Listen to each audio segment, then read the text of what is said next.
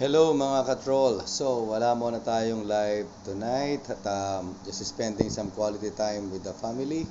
At tayo ay pabalik na on Monday sa Norte. So, syempre, spending some time muna.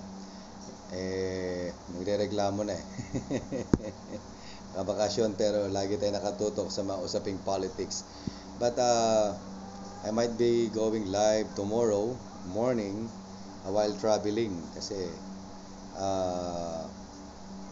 masamahan itong lambing ng aking bunso na ganyang birthday wish, no? So drop kami dyan sa Laia, makapagbabad ng konti sa dagat, release ng stress. Okay, so join us tomorrow, join me tomorrow. Okay, so BBM pa rin tayo lagi.